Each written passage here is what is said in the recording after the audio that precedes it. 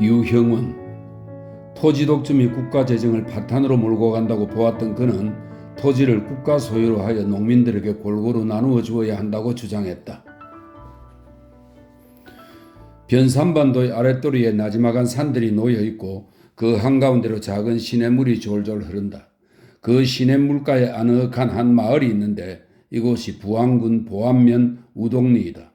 옛 이름은 우반동 또는 우바이라고도 동네 사람들은 불렀다. 이 우바이 마을이 유명해진 것은 저 실학의 이론가 반개 유형원이 20년 동안 이곳에서 살았기 때문이다. 그의 호 반개도 물론 이곳 시냇물의 이름을 딴 것이다. 32살의 청년 유형원이 이곳을 찾아들었을 적에 이 마을은 대나무가 우거졌었다고 한다. 그가 죽은 지 300년도 넘어 필자가 이 마을을 찾아들었을 적에는 반개의 자취는 동네 사람들의 입에서만 전해질 뿐 남아있는 유적이 별로 없었다. 어쨌거나 유형원은 병자호란을 치르고 난 뒤 조정이 청나라의 힘에 눌려 쩔쩔맬 적에 그의 생애의 3분의 1이 넘는 기간을 이 마을에서 보냈다. 그가 서울 근방의 여주 땅에서 살다가 왜 투박한 마을로 옮겨와 살았던가? 그리고 세련된 선비가 왜 농투상이 속으로 뛰어들었던가? 그것은 바로 나라를 바로잡기 위한 이론을 짜내기 위해서였고 김육이 채 완성하지 못한 현실 개혁을 좀 더 체계를 세워 제시하기 위해서였다. 유형은은 원래 서울의 정릉에서 태어났다. 그의 집안은 북인 계열로 비록 낮은 벼슬이기는 하나 대대로 관인의 녹을 누렸다. 그러나 인조 반정으로 북인이 정권에 밀려나자 그의 집안은 몰락하기 시작했다. 이런 가정 환경 속에서 그가 15살 적에 병자호란을 만났다. 그는 어렸을 적에 아버지를 여의고 할아버지 손에서 자랐는데 이 난리가 끝나자 그의 할아버지는 부안에 농장을 짓고 살았다. 유형은 외로이 서울에 남아 글을 읽고 장가를 들고 이어 서울 근방을 이리저리 옮겨 다니며 살았다. 그리고 전국을 돌아다니며 농민들의 참상을 몸소 겪어보았다. 그는 문드러져가는 농촌을 일으킬 무슨 방책을 내놓아야 한다고 생각했다. 그는 할아버지의 분부로 과거 시험을 보아 합격한 적도 있으나 그 점 할아버지가 돌아가자 모든 것을 떨쳐버리고 서울로 떠났던 것이다. 그리하여 할아버지가 터를 닦아놓은 우반동으로 가족을 거느리고 이사했다. 그는 우반동의 송대 아래 대숲 속에 자리 잡은 집에서 조상 대대로 내려오던 망군의 책 속에 앉아 밤을 꼬박 새웠다. 낮에는 송림 사이에 뛰노는 사슴들을 구경하며 지냈다. 그는 이때를 회고하여 이렇게 말했다. 고요한 생활이 있는 뒤에라야 편안할 수 있고 생각할 수 있다는 옛 사람의 말이 참으로 뜻이 있구나.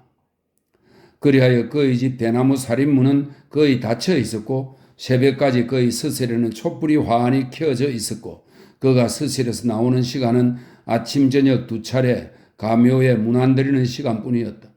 그의 집안 살림은 찌들어갔지만 그는 아랑곳하지 않았다.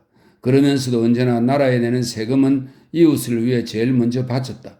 늦게 내게 되면 이웃집에 부담을 주는 인징을 피하기 위해서였다. 이런 생활 속에서 그는 밥을 먹어도 맛있는 반찬을 찾지 않았고 옷을 입어도 비단을 입어보지 못했다. 동네 사람을 대할 적에는 귀하거나 천하거나 가난하거나 부자거나를 따지지 않고 어울렸으며 이웃의 어려운 처지를 보면 돕기를 서슴지 않았다. 그의 등망은 이웃 고을에까지 퍼졌으나 그의 천성이 걸을 뿐 등망 따위를 낚기 위한 재주를 부리는 것이 아니었다. 어느 날 그는 말을 타고 나들이를 나갔다. 집안에서는 밥 먹고 잠자는 일을 잊고 글 읽기에만 열중하듯 말을 타고도 무슨 생각에 깊이 빠져 말이 엉뚱한 길로 접어들었으나 그는 깨닫지 못했다. 말이 가는 대로 내맡긴 끝에 그는 다른 곳에 이르렀어야 잘못 왔음을 알아차렸다. 어느 날의 나들이에서는 나루를 지나다가 나룻배가 엎어지는 것을 보았다. 점잖은 선비의 몸으로 이리 뛰고 저리 뛰어 다른 배를 불러오고 옷을 걷어붙이고 강에 뛰어들어 9사람이나 구해냈다. 1670년 현종 11년에는 청기를 보고 큰 흉년이 될 것을 점쳤다고 한다. 그리하여 죽을 먹으며 곡식을 아껴 저축하였다가 다음해 봄에 일대 기근이 일어나자 그 곡식을 동네 사람들과 친척들에게 나누어 주었다고 한다. 또 때때로 창고에 저장해둔 활과 총을 꺼내 집안의 머슴들과 동네 사람들에게 활 쏘기와 총 쏘기를 가르쳤다. 또 바닷가에는 그가 고안해낸 날랜 배 느대책을 메어놓고 집안에는 하루 몇백 리를 달릴 수 있는 말을 길렀다. 그리하여 옛날 변산반도에 사는 사람들은 활 총 쏘기는 물론 배 부리기, 말 타기에 뛰어난 솜씨를 보였다고 한다. 어쨌든 그는 사농공상이 각기 자기가 맡은 일을 충실히 해야 한다는 지급관을 가지고 있었던 탓으로 그에게 맡겨진 사의 소임을 다하기에 열중했던 것이다.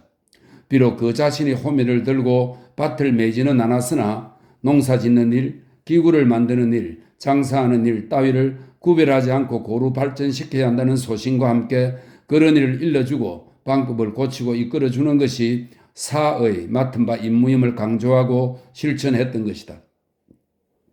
부안에 직구한 뒤에 서울이나 다른 곳에 나들이를 전연하지 않은 것은 아니다. 그는 때때로 서울에 와서 친구들을 만나 학문이나 현실 문제를 토론하기도 하였고 다른 지방의 농촌의 현실과 농민의 문제를 직접 알아보기 위해 호남 지방을 4차례, 영남 지방과 경기 지방을 각각 한 차례씩 돌아다니기도 하였다.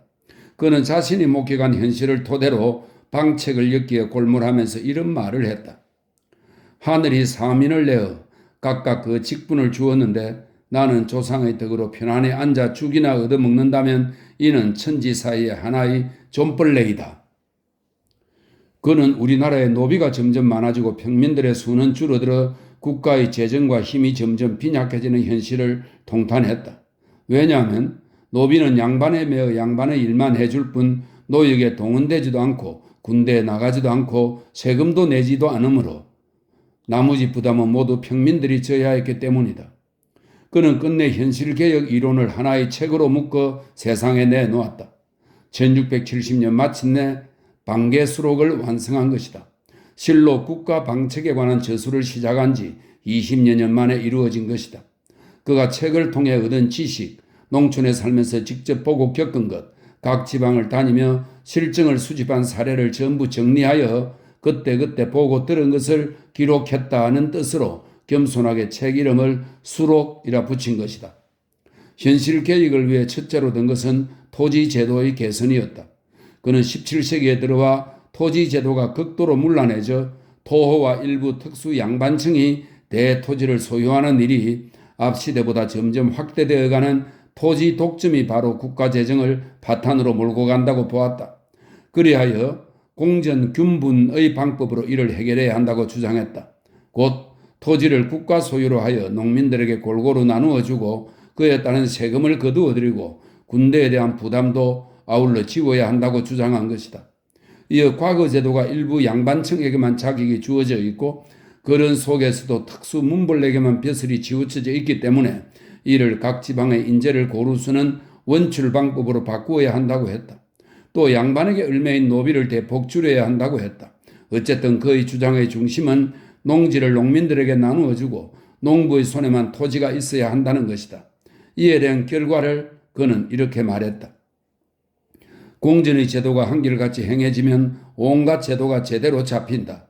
빈부의 차이가 저절로 정해지고 호구와 인구가 저절로 밝혀지고 군대의 일이 저절로 정비된다. 오직 이와 같이 한 뒤에야 교화가 행해질 수 있으며 예악이 일어날 수 있다.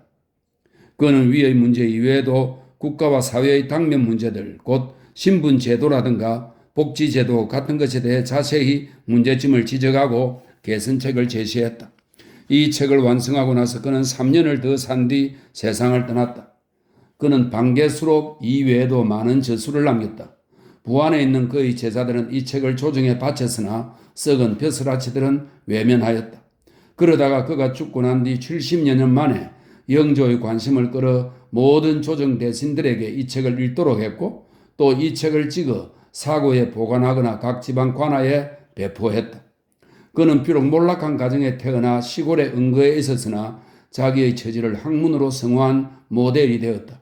현실의 부조리와 모순을 행동으로서 보다 체계를 세워 지배자들에게 제시한 지식인의 귀감이 되었다.